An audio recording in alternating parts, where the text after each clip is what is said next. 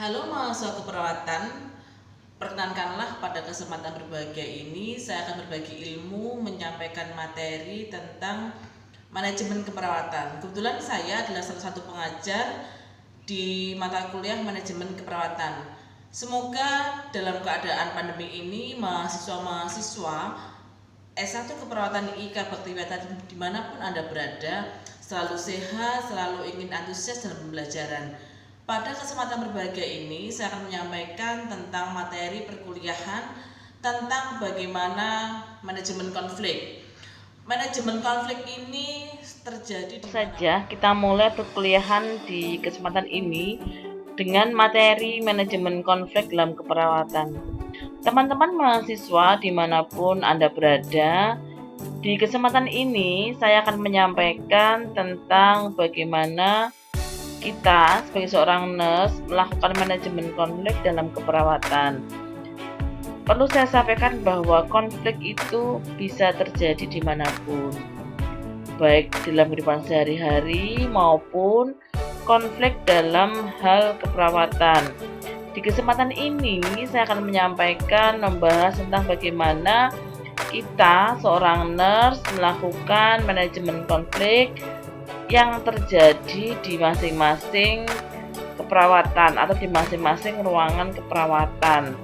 Karena setiap tindakan, setiap kegiatan dalam keperawatan, karena kita berinteraksi dengan orang banyak, sehingga bisa saja menimbulkan suatu konflik.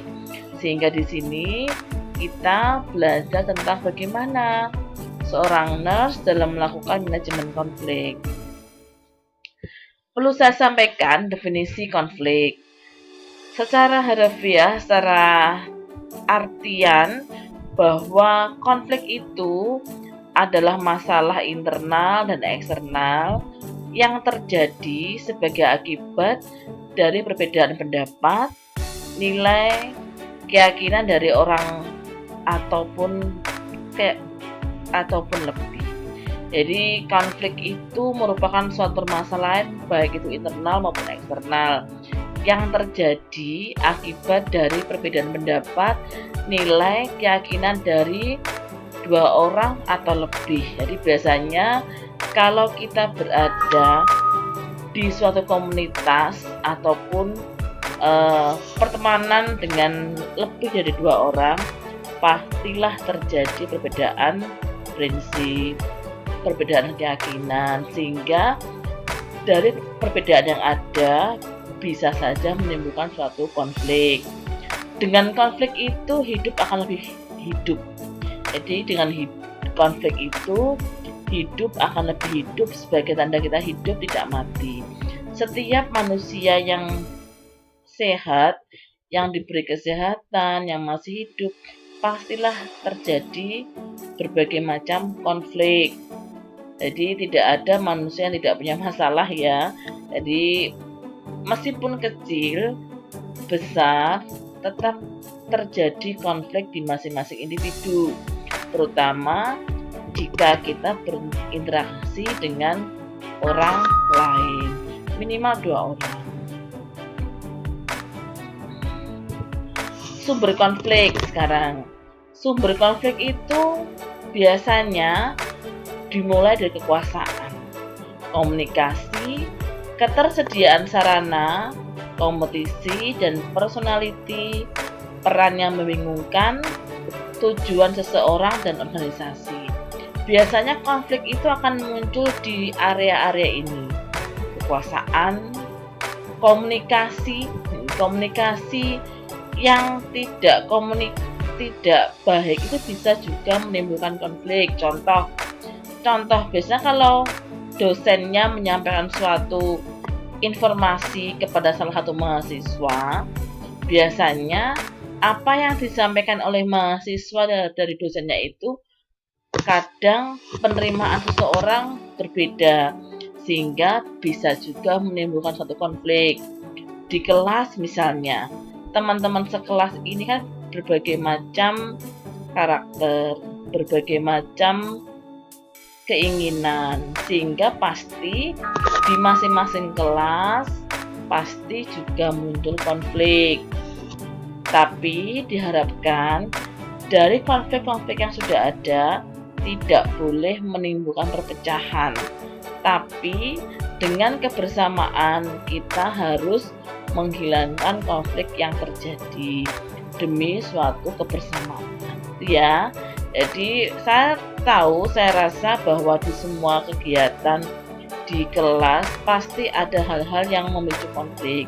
Tapi ingat bahwa kebersamaan itu menjadi hal yang utama, sehingga jika tidak sesuai dengan hati yang menimbulkan konflik, yang penting selagi bisa bersama kita harus bisa menghilangkan ego, menghilangkan segala hal yang memicu konflik, ya.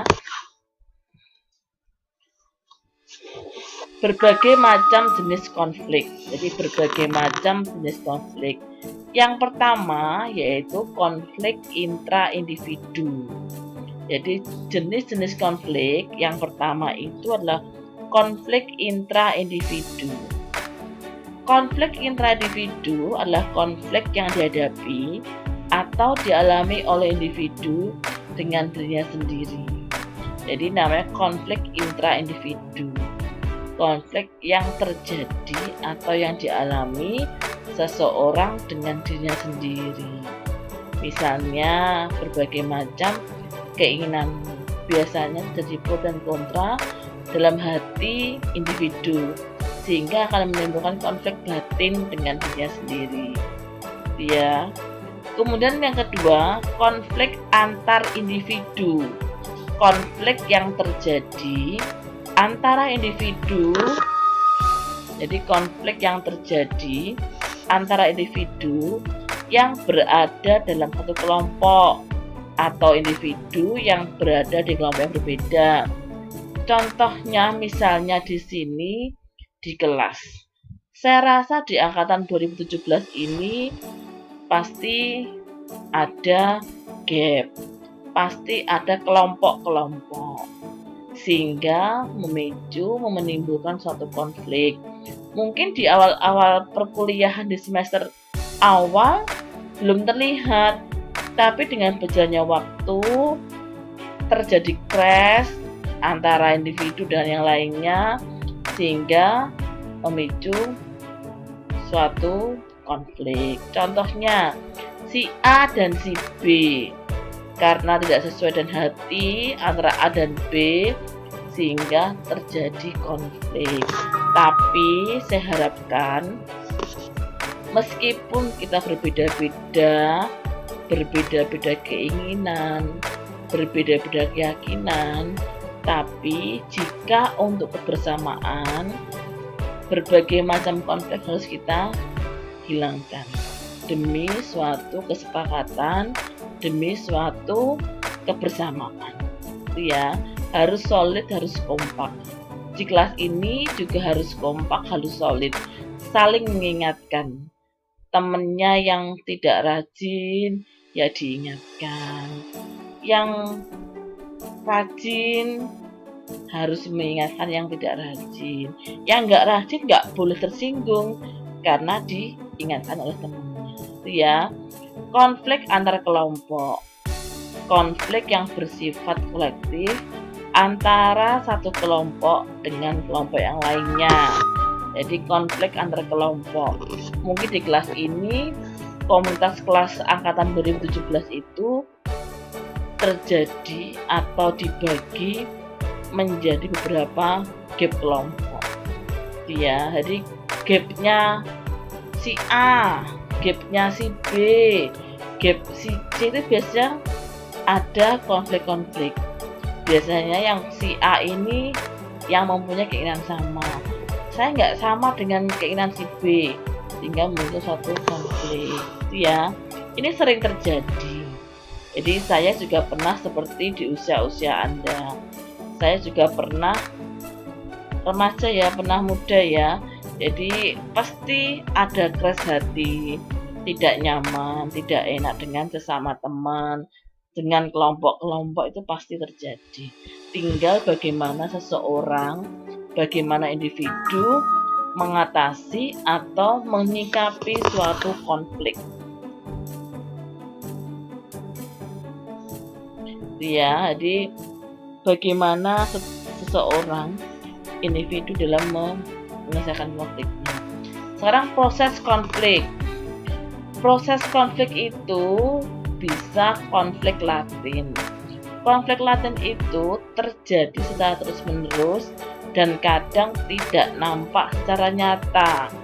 Contohnya keterbatasan staf di sini. Jadi terjadi secara terus-menerus dan kadang tidak nampak secara nyata. Contoh di sini, saya ulangi untuk proses konflik. Proses konflik itu yang pertama adalah konflik latin, di mana konflik latin itu terjadi secara terus-menerus dan kadang tidak jadi kadang itu konflik latin itu tidak nampak secara nyata. Contohnya adalah keterbatasan staf. Contoh yang paling nyata saat ini sajalah. Di saat ini itu kan dampaknya efek dari COVID-19 ini banyak sekali kebutuhan tenaga kesehatan. Sedang tenaga kesehatan yang di lapangan dengan jumlah kejadian COVID ini nggak seimbang, sehingga terjadi keterbatasan staf. Muncullah konflik-konflik pada era pandemi ini, khususnya di tenaga kesehatan.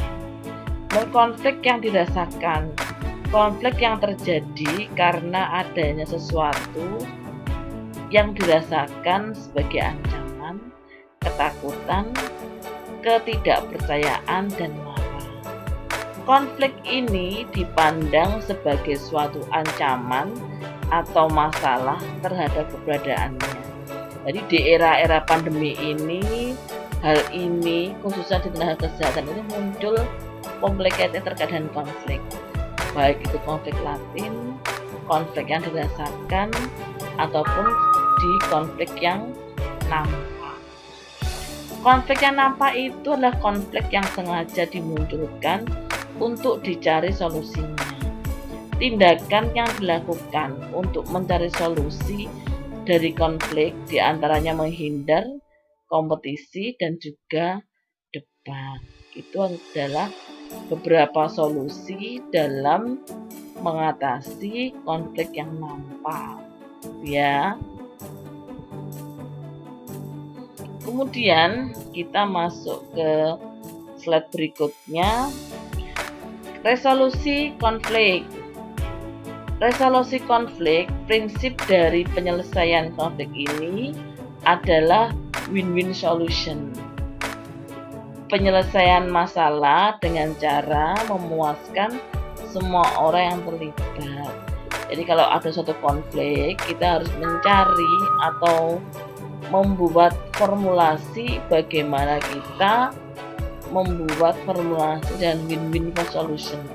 Jadi kita mencari win-win solution dari konflik-konflik yang terjadi, sehingga win-win solution yang kita berikan ini nanti harapannya mampu memuaskan semua orang yang terlibat.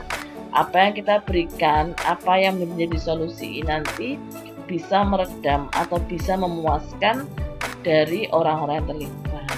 Kemudian konflik aftermath atau konflik aftermath, konflik yang terjadi akibat tidak terselesainya konflik yang pertama.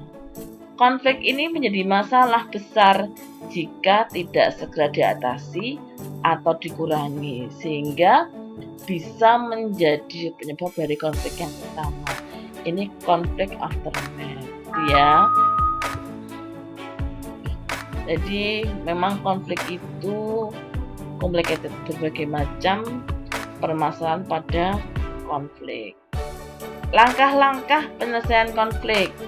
Yang pertama, kalau kita menemukan suatu konflik, langkah yang pertama apa yang kita lakukan, apa yang kita berikan. Misalnya di ruangan, mungkin teman-teman mahasiswa di sini sudah pernah merasakan atau sudah pernah berada di suatu ruang keperawatan. Sebagai mahasiswa yang praktek, pasti merasakan konflik-konflik yang terjadi. Kalau kita menemukan masalah, menemukan konflik dalam ruangan, apa yang harus kita lakukan pertama kali? Yang pertama adalah pengajian.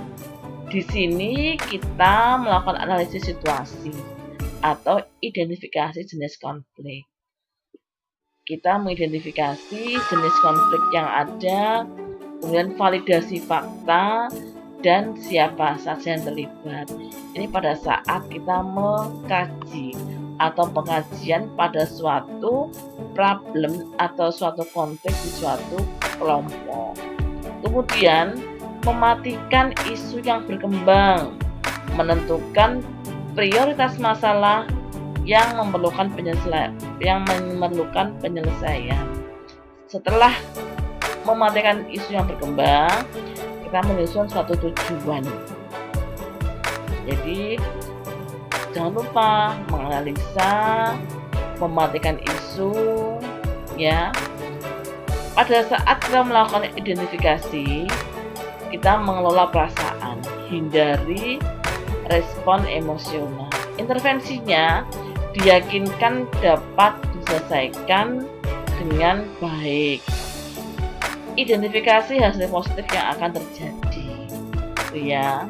Terus kemudian penyelesaian konflik ini, juga harus melihat faktor-faktor yang mempengaruhi. Strategi penyelesaian konflik, kompromi atau negosiasi. Ini sering kita dengar, sering kita lakukan. Kalau terjadi konflik, biasanya strateginya atau beberapa cara yang kita lakukan yang pertama kompromi atau negosiasi. Dalam kita memberikan strategi penyelesaian konflik, di mana semua yang terlibat, jadi semua yang terlibat saling menyadari dan sepakat tentang tujuan bersama. Jadi ada capaian bersama. Sering diartikan close situation, dua unsur yang terlibat adalah di dalam hal kompromi dan negosiasi. Kita mencari kebersamaan, kita mencari suatu kesimpulan ya. Dan kompetisi ini penyelesaiannya menekankan bahwa hanya ada satu orang atau kelompok yang menang tanpa mempertimbangkan yang lain. Sering diartikan sebagai win-loss. Akibat negatifnya kemarahan, putus asa, ini yang biasa terjadi pada kompetisi. Dan kompetisi itu kalau kita lihat ada yang menang, ada yang kalah. Jadi kalau yang menang itu biasanya happy, tapi kalau yang kalah itu biasanya marah, putus asa, itu ya yang terjadi ya. Kemudian akomodasi, ya, akomodasi. Akomodasi ini memberi kesempatan pada orang lain untuk menang. Cara ini sering disebut dengan kooperatif, dan konflik ini berlawanan dengan kompetisi. Akibat negatifnya, masalah utama tidak terselesaikan. Smoothing, penyelesaian masalah dengan mengurangi komponen emosional dalam konflik. Individu yang terlibat berupaya mencapai kebersamaan daripada perbedaan dengan penuh kesadaran dan juga introspeksi diri itu dengan cara lembut. Jadi dengan cara lembut, dengan menekan ego, menekan emosi di sini. Sesuai dengan judulnya itu smoothing. Kolaborasi ini kedua pihak yang terlibat menentukan tujuan bersama dan bekerja sama dalam mencapai tujuan tersebut. Nah, di sini kedua belah pihak terlibat menentukan tujuan bersama, sehingga tujuannya pun juga kalau bisa disamakan. Cara ini tidak akan berjalan baik bila kelompok yang terlibat tidak mempunyai kemampuan penyelesaian masalah. Tidak ada kepercayaan dari kedua belah pihak. Ya, itu jika pada kolaborasi. 6 step for managing conflict. Jadi 6 step for managing conflict. Yang pertama, set the tone, get the feeling, get the factor, ask for help, kemudian get commitment, dan ini L nya ya. Managing conflicts, set the tone, ramah dan tidak mengancam, serta hindari berbicara kasar. Ini yang dilakukan pada saat kita manajemen konflik dengan set the tone. Kita bicaranya ramah, nggak boleh ngancam, dan juga menghindari untuk managing konflik. Set the tone. Di sini kita harus bersikap ramah dan tidak mengancam, serta menghindari dalam berbicara kasar. Jadi sebenarnya perawat kan harus ramah, harus bicara sopan dan sopan pada pasien. Yang kedua, conflict get the feeling. Izinkan karyawan bicara melalui perasaan mereka. Jangan pernah menyela, coba klarifikasi, serta hindari perseteruan atau penolakan. Jangan mempertanyakan, mengkritik, atau menginterupsi, meyakinkan, atau bersimpati. Gunakan kalimat untuk menggambarkan perasaan, jangan gunakan emosi. Ini pada managing conflict, get the feeling ya. Dan managing conflict, get the fact, aktif mendengarkan, melihat, jadi aktif mendengarkan, melihat isyarat verbal, the personalis konflik, simpan pendapatmu sampai kamu mengumpulkan semua fakta atau bukti, menghindari statement atau quote, soal, dan lain-lainnya. Ini yang dilakukan pada saat managing conflict, get the factor. Jadi kita melihat dulu, lihat isyarat verbalnya, serta pada saat kita mau menyampaikan, kita harus mengumpulkan dulu semua fakta dan buktinya. Managing conflict, ask for help. Di sini dorong karyawan untuk membuat rencana sesuai pemikirannya sendiri. Jangan mengatakan pada karyawan bagaimana menyelesaikan konflik itu, dan berkomitmen untuk ikut serta selidiki konsekuensi solusi usulan mereka. Ini pada managing conflict, ask for help ya. Jadi karyawannya atau timnya diminta untuk membuat rencana sesuai yang diinginkan. Kemudian jangan mengatakan pada karyawan bagaimana menyelesaikan konflik, dan komitmen itu harus dijaga untuk kebersamaan. Managing conflict, get a commitment. Tanya langsung komitmen mereka dalam menyelesaikan pekerjaan. Membantu menguraikan rencana mereka secara tertulis. Apa yang akan dilaksanakan contohnya, siapa yang melakukan, kapan mereka melakukan, bantuan apa yang diperlukan. Pertanyaan-pertanyaan ini tuh sering terjadi, sehingga manajemen konflik get a commitment ini membagi atau menyelesaikan pekerjaannya secara berantai ya. Apa yang dilaksanakan, siapa yang melakukan tindakan ini, kapan mereka melakukan, bantuan apa yang diperlukan. Disinilah manajemen konflik get a commitment ya. Konflik follow up, tanggung jawab seorang supervisor atau bukan karyawan di sini ya. Tujuannya untuk follow up itu supaya bisa mengevaluasi, melihat ya. Dengan cara apa? Kalau kita mau follow up dengan cara jadwalkan pertemuan lanjutan untuk menilai apakah cara pemecahan masalah sudah berjalan atau belum. Ya, jadi kalau sudah diintervensi seperti ini solusinya misalnya, kita harus memfollow up dengan cara apa? Kumpul bersama-sama. Terus dilihat apa yang sudah kita lakukan itu bagaimana terhadap pemecahan masalahnya, apakah sudah berjalan ataupun tambah semakin runcing. Harapannya dengan manajemen konflik yang baik, permasalahan atau konfliknya terhindarkan. Rekayasa untuk memperkecil konflik. Yang pertama, pengikut sertaan dalam latihan dan tujuan. Yang kedua, pemisahan dua kelompok yang berkonflik dan membuat daftar persepsi. Yang ketiga, membahas daftar persepsi yang dibuat, perundingan untuk mencerna dan analisis, menganalisis kebincangan cita diri dan juga kelompok. Yang kelima, membahas kebincangan yang ditemukan. Yang keenam, penjajakan bersama dan tujuan bersama. Yang ketujuh, manajemen tata hubungan dan juga mengurangi suatu konflik, ya.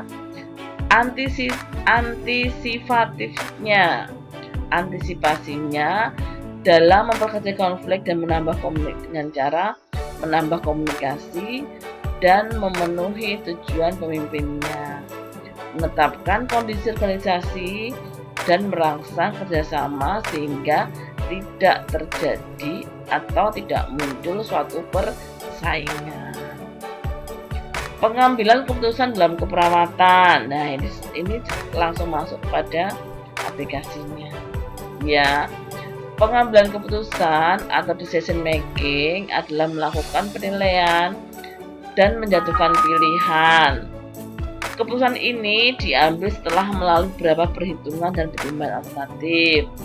Semua pilihan dijatuhkan pada beberapa tahap yang mungkin akan dilalui oleh pembuat keputusan, ya.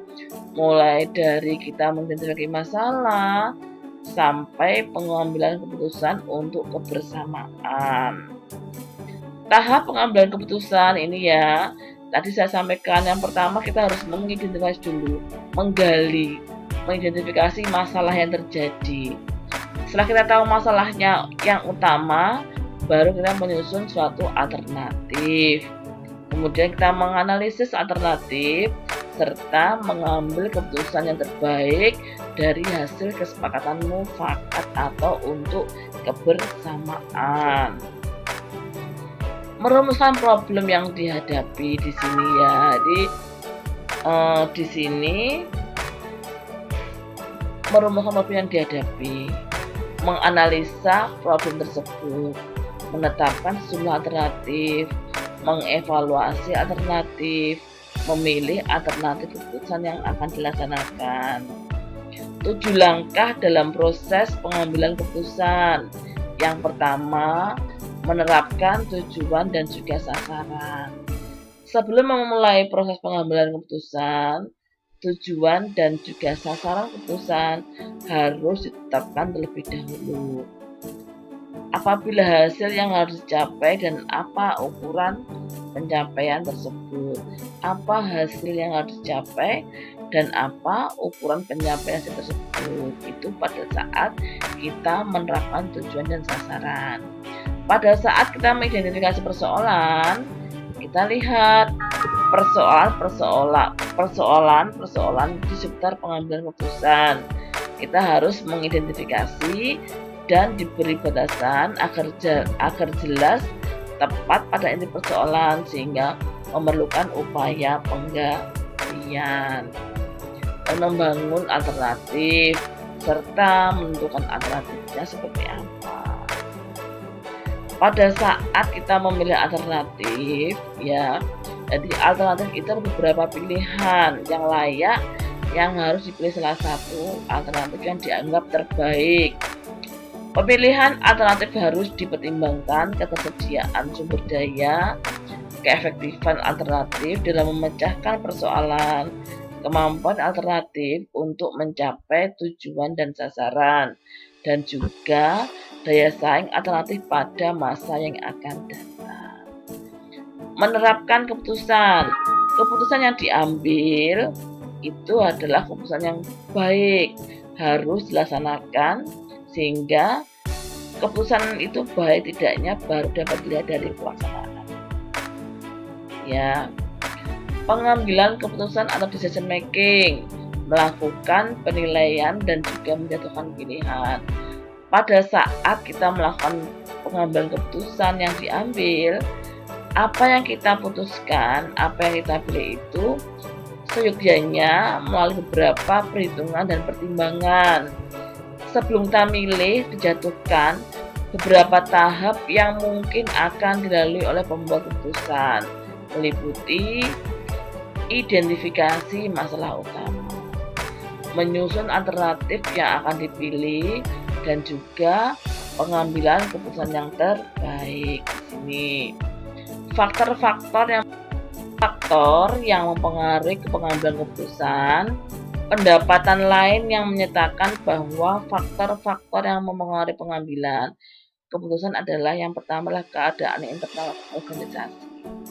Bagaimana terkadang dana yang tersedia, keadaan sumber daya manusia, kemampuan karyawan, kelengkapan dari peralatan organisasi, serta bagaimana struktur organisasinya itu harus jelas dan ada.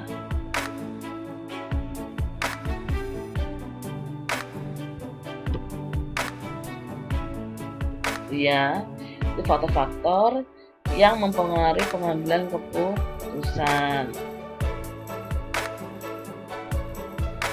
Kemudian setelah itu, bentar ya, ini masih loading. Jadi apa yang sudah saya sampaikan, harapannya nanti mahasiswa bisa memahami. Jika ada yang belum mengerti, masih bingung, teman-teman mahasiswa nanti bisa bertanya di Moodle ya. Jadi di Moodle itu nanti teman-teman bisa mengaplikasikan atau bertanya detail-detailnya terkait dengan manajemen konflik. Karena manajemen konflik ini kan terjadi di keadaan eksternal organisasi, meliputi keadaan ekonomi, sosial, ekonomi, politik, hukum, budaya, dan sebagainya. Tersedianya informasi yang diperlukan. Kepribadian dan kecakapan pengambil keputusan meliputi penilaiannya, kebutuhan intelijensinya, keterampilannya, serta kapasitasnya seperti apa. Pada saat jenis-jenis pengambilan keputusan itu berdasarkan program atau regularitasnya. Yang pertama, pengambilan keputusan terprogram atau terstruktur, yaitu pengambilan keputusan yang sifatnya rutinitas, berulang, dan cara menangannya telah ditentukan. Pengambilan keputusan terprogram ini digunakan untuk menyelesaikan masalah tersebut melalui berbagai cara, yaitu prosedur, aturan, serta kebijakan. Ini yang harus diperhatikan pada saat kita mengambil keputusan. Jika keputusan tidak terprogram atau tidak terstruktur, itu adalah biasanya pengambilan keputusan yang tidak rutin dan sifatnya unik, sehingga memerlukan suatu pemecahan ataupun pemikiran yang khusus. Ini contoh gambarnya di satu ruangan rapat. Ini biasanya terjadi pengambilan keputusan yang signifikan ya. Jadi kriteria utama untuk pengambilan keputusan yang efektif, yang pertama, keputusan harus berkualitas tinggi dan dapat mencapai tujuan atau sasaran yang sebelumnya telah didefinisikan. Keputusan ini harus diterima oleh orang yang bertanggung jawab dalam melaksanakannya. Contohnya di sinilah rapat merupakan salah satu terpenting untuk mencapai informasi dan mengambil keputusan. Ini biasanya kalau mahasiswa hima itu kan sering kumpul, sering rapat, sering meeting, sebenarnya ada suatu permasalahan, sehingga untuk mendapatkan kata mufakat, sepakat, maka dilakukan rapat ataupun meeting ya. Strateginya dalam pengambilan keputusan: patuh, penundaan, menyebutkan, dan juga intensitas. Ini memilih opsi pertama yang muncul dalam benak atau pikiran tanpa menghiraukan adanya pilihan alternatif lainnya. Patuh itu mengikuti aturan atau tata nilai untuk kesepakatan. Menunda, menentukan dan juga intensitas. Hasrat, menghindar, keamanan dan sintetis. Ini hal-hal yang pada saat berperan dalam pengambilan keputusan. Strategi pengambilan keputusan manajerial. Yang pertama adalah strategi optimum, memutuskan memilih alternatif solusi terbaik dari sejumlah alternatif. Kepuasan dari memutuskan atau memilih solusi yang telah memenuhi persyaratan minimum, kemudian menggunakan bobot daripada menghitung satu persatu faktor atau varian penentu. Ini strategi kuasi kepuasan. Ini adalah kelebihan dan kekurangan pada saat group decision making atau grup pada saat pengambilan keputusan. Kelebihannya ada, kekurangannya ada. Ini ya slide-nya. Nah, ini contoh gambar meeting atau gambar rapat bersama untuk mencapai atau untuk pengambilan keputusan yang dimana keputusan ini bisa diterima oleh semua anggotanya. Jaga komitmen dalam proses pengambilan keputusan. Manfaatkan komitmen ini dan berikan data atau informasi yang terpercaya, bukan emosi yang mengarahkan keputusan. Jadi harapannya keputusan yang diambil ini harus dari hasil atau komitmen bersama dari data-data yang sudah diterima, ya. Oke, itu terkait dengan manajemen konflik. Jadi harapannya apa yang saya sampaikan di kesempatan ini bisa bermanfaat untuk teman-teman mahasiswa semuanya, karena konflik ini terjadi dimanapun, kapanpun, di saat kita pada suatu komunitas ataupun dengan kelompok ataupun individu dengan individu lainnya atau antar individu. Diharapkan teman-teman yang berkonflik ingat tujuan awal. Contoh misalnya di kelas. Kalau di kelas terjadi perbedaan pendapat, ingat tujuan awalnya. Kebersamaan menjadi kunci utama dalam pembelajaran ataupun dalam kita mengambil keputusan bersama. Diharapkan apa yang kita putuskan bisa diterima dan dilakukan di semua warganya. Itu ya. Jadi terima kasih, semoga bermanfaat. Kita nanti bertemu lagi di pertemuan berikutnya dengan materi yang berbeda pada mata kuliah manajemen keperawatan. Terima kasih. Salam sehat selalu.